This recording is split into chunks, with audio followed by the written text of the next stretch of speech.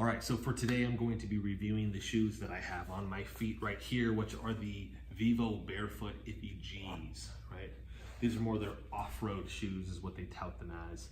And got these for 98 bucks. I got them off a deal because typically these are 160. And I've had these about a year now. And I put a decent amount of wear and tear on them. I ended up using the Vivobarefoot Modus shortly after I ended up getting these, and I wear those for quite a while. But I did put about 6 months on these before I switched over. And there's a little bit of wear and tear here and there, but very solid shoe, I will say that. The mesh on the side over here is typically what I can see giving, maybe a little bit on the top. But to cover it again for anybody that doesn't know, we're talking about a minimal shoe here, right? Zero drop. I think this one actually has a slight raise to it, and that's because at the bottom, the sole is a little bit thicker, just because it's an off-road shoe.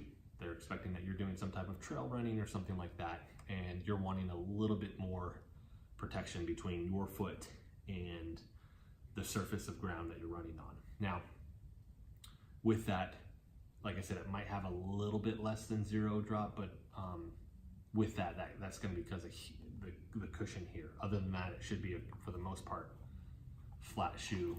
You're still getting that roll-up effect, right? With this shoe, you can twist it like these shoes are crazy.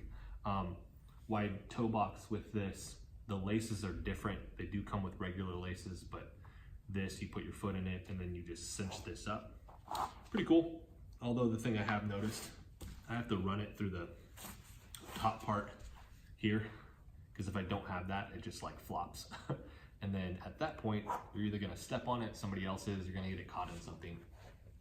It's not gonna be very pretty at that point, right? So that's different with these shoes compared to the other ones that I've tried. They go back and forth. There's moments where I really, really like it, and then there's other ones where it's like, oh, I just wanna slip on the shoe. But it does make it very, very tight on the foot. So, which I'm assuming, especially if you're trail running, you're gonna want that because you don't want that shoe to pop off at any point. Now, can't remember the different colors that they have. This was what they had with the sale, which was the navy blue, and I really do like the color. We have leather up here on the top, right, for the tongue. The rest of it, and you have a little bit on the outside actually, right here, and on the back. The rest of it, we're looking at mesh here, rubber on the top, right, a little bit of protection on the sides here. Like all the other ones, it does come with an insert, so if you need to, basically it's their way of adjusting the shoe. So if this is maybe slightly too big, but the next size up is, or the size down is way too small, like it gives you that kind of, not necessarily, I wouldn't say half size, but it gives you that slight adjustment for it, right? Which I never wear them typically the way my feet have worked with these shoes. I've always found the one that fits really, really well with that, and I don't need that extra insert in there. Now, with these, my biggest complaint is that these are very slippery. With this being a little bit thicker, and the way they have the design, it does protect the foot way more than the other ones that I've tried. And some of the other minimal shoes, for sure. When we go out hiking around here, Turkey Mountain is the place that we typically go, and has a lot of rocks and tree roots and all that, and we're doing our move nat and everything, natural movements, workouts. This works very well, but it's very, very slick. Like I slip in my garage, and we have it coated, but outside I notice like I slip a lot with these. And to me, that's pretty dangerous. If I'm gonna be trail running, right, there's most likely gonna be water at some point, not all the time, but like if I'm gonna wear these year round, I'm gonna go through periods where I'm wearing these and it's gonna be slick out, right? It's gonna be wet, and these just have a tendency to slip. And it's happened multiple times where I didn't think it was gonna be an issue, and then like the parking lot here at the gym, I walked out to the car and had these on, and you hit that. I don't really get those with other shoes. Like these, I get it a lot. And that's a big drawback, to be honest, just because, I mean, you're paying a high amount of money for the shoe. That's not something you necessarily want to worry about it can happen with the shoes, but when it's making it more slick, right, you're just noticing it more. It's always in the back of my mind, right? It's to the point where it's always in the back of my mind when I wear these shoes. Is it wet outside, right? If I'm going outside, is the object that I'm training on slick? If it is, I'm very conscious of that because these just have that tendency to slip. So that to me is a big drawback for these shoes. And with that, I don't know if I would buy these again, to be honest, if that's what I was doing all the time, is trail running. I don't think I'd buy these shoes for that. That is, like I said, such a huge drawback. Honestly, just get one of the other ones where it doesn't have, and I think it really is due to the sole of the shoe here, the way they have this structured, which is essentially, I think that's their logo, right? It's close to their logo. I know I've seen this on other shoes, but of other variations of their shoe, but with this design, I just don't think it's great. If it's completely dry, yes, use it. You're probably not gonna have an issue, unless you're climbing on trees that happen to have like slick bark or something like that, or an area that has a ton of moss. You're running on rocks and all that other stuff, especially if you're like in Arizona, fine, awesome. If it's gonna be wet, if you know that potential is there, I just don't think I'd get these shoes. I like these shoes, but that to me is such a huge drawback that I honestly don't think I would buy them again. Now, a sale comes around, I might, but even 90 bucks, just take that money. And I love the Modus, and I still love the Stealth 2. That's still, and I got those used off eBay. Those are still my favorite pair of shoes. So that is the biggest drawback for me. Everything else, it's going to be standard that they have with the other shoes: the wide toe box, the zero drop, the loose fit to the foot, which is what you want. You don't want something that's just squeezing the foot really, really bad.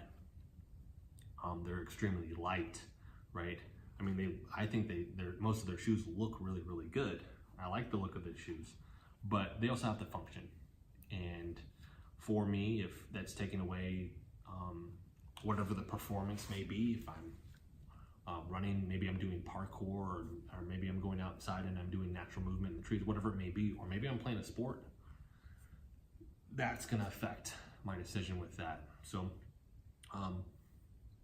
it's, in my opinion, out of the Vivobarefoot shoes that I've worn, my least favorite.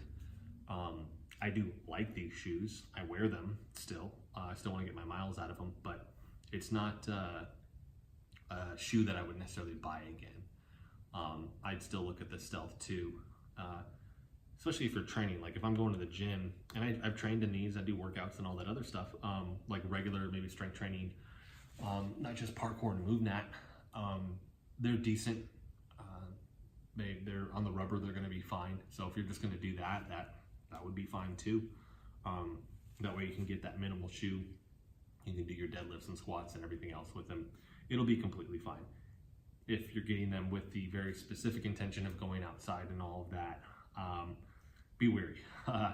And you can even at that point decide to go against what I've said here and just give them a try yourself and see for yourself. Maybe it works better for you, but for me, it's just been a slippery shoe the whole time. So I'm gonna leave the review at that.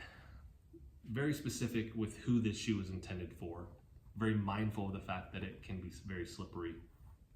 And if that's going to affect performance or what you're doing with these shoes, take it into consideration that maybe another shoe in their line would be much better for you. Look wise, I think it's a cool looking shoe. I like the feel of the shoe when I'm just walking around doing my normal thing and I'm not in a position where I might slip. Feels great. Basic strength training feels great. I'm not a runner, so I'm not gonna judge it from that. I hike, I'd rather do that, to be honest. So I can't give you that information. And that's gonna be a whole other conversation of whether or not you wear minimal shoes when you run also. So that's gonna be it for the review, guys. Like I said, very conscious of who this is for, why you're buying it, the drawback of the slipperiness with this shoe, because it is something I notice all the time. with that. And if you guys like the video, hit the like button for me. If you have the shoe, let me know what you think also. Maybe you do have the shoe and that's not a problem for you. I'd love to hear from you.